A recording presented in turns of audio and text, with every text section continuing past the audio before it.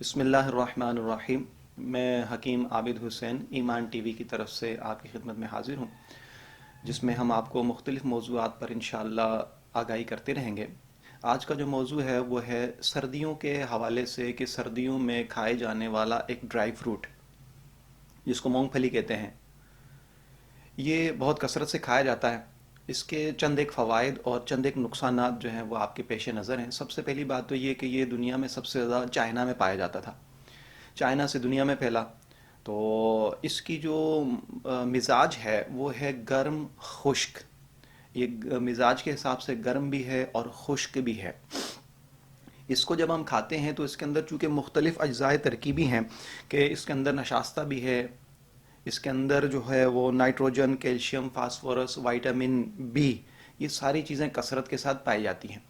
تو ان چیزوں کے پائے جانے کی وجہ سے یہ بہت زیادہ مفید ہے، اور حتیٰ کہ حکماء نے لکھا ہے کہ جس طرح بادام، کاجو اور اخروٹ کی غذائیت ہے، اسی طرح اس مونگ پھلی کی بھی غذائیت ہے۔ یعنی غذائیت میں یہ کاجو کے مقابل، غذائیت میں یہ بادام کے مقابل، غذائیت کے اندر یہ اخروٹ کے مقابل، اگرچہ یہ ان تینوں چیزوں سے قیمت کے مقابلے میں بہت سستی ہے، لیکن غذائیت میں اگر کوئی شخص نہ کھا سکے، کوئی شخص غریب ہے، اس کے پاس اتنے پیسے نہیں کہ وہ غذائیت پا سکے، تو اس مونگ پھلی سے کھا کر اس غذائیت کو پا سکتا ہے۔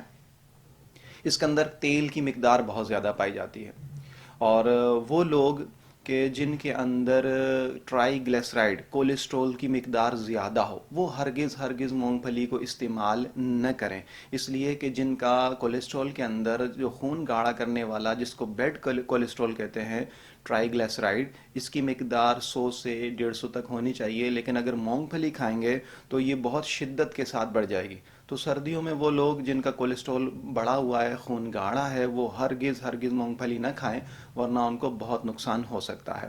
اس کا فائدہ کیا ہے؟ اس کا فائدہ یہ ہے کہ یہ مقوی اعصاب ہے، یعنی یہ دل اور دماغ کو قوت دیتی ہے۔ اس کے کھانے سے وہ ساری چیزیں جو اس میں پائی جاتی ہیں، مثلا نشاستہ ہے، کیلشیم ہے، فاسفورس ہے، وائٹامن بی ہے، اس کے فوائد جسم کو حاصل ہوتے ہیں۔ لیکن ہمارے ہاں اس کی مقدار کھانے کا کوئی تعین نہیں ہے، کوئی کم کھاتا ہے، کوئی زیادہ کھاتا ہے، کوئی پاؤ بھر کھا جاتا ہے، کوئی آدھا کلو بھی کھا جاتا ہے۔ لیکن یاد رکھیے، حکیم لوگوں نے اس کے کھانے کا ایک بہترین طریقہ بتایا ہے، کیونکہ آپ کا بھی تجربہ ہوگا کہ جب آپ مونگ پھلی کھاتے ہیں تو آدھا پاؤ مونگ پھلی کھانے کے بعد جی متلانے لگتا ہے، یعنی ایک طبیعت میں ایک ملال سا آنے لگتا ہے، جی بھر جاتا ہے، گلے میں جو ہے وہ دکھن سی محسوس ہونے لگتی ہے۔ تو اس کا جو کھانے کا صحیح طریقہ یہ ہے، وہ یہ کہ اللہ تبارک و تعالیٰ نے اس کو دو چیزوں کے اندر چھپا کے رکھا ہے۔ ایک تو وہ اوپر کا چھلکا، دوسرا اس کے اندر ایک براؤن کلر کا ملفوف، ایک ٹرانسپیرنٹ ٹائپ کا ایک لفافہ ہوتا ہے، جس کے اندر دو بیج موجود ہوتے ہیں۔ تو یاد رکھیے، دو بیجوں کے بیچ میں ایک چھوٹی سی چیز ہوتی ہے، کبھی آپ نے غور کیا ہوگا کہ یہ وہ چیز ہے جو اس سے نیا پودا اگتا ہے۔ جو نیا پودا اگتا ہے وہ چیز دو بیجوں کو جوڑے ہوئے ہوتی ہے۔ کبھی آپ اس کو کھولیں گے تو بیجوں کو کھولنے کے بعد وہ جو دو بیجوں کو جوڑ رہا ہوتا ہے، اصل میں اس سے نیا پودا اگتا ہے۔ جو نیا پودا اگتا ہے وہ کھانے کی چیز نہیں ہے۔ اگر آپ اس میں وہ چھوٹے چھوٹے بیجوں کو الگ کریں، جو بیج کے اندر چھوٹا سا جز ہے اس کو الگ کریں اور 15-20 اکٹھے کر کے منہ میں ڈالیں، تو وہ انتہائی تلخ یعنی کڑوا ہے اور جی متلاتا ہے اس سے۔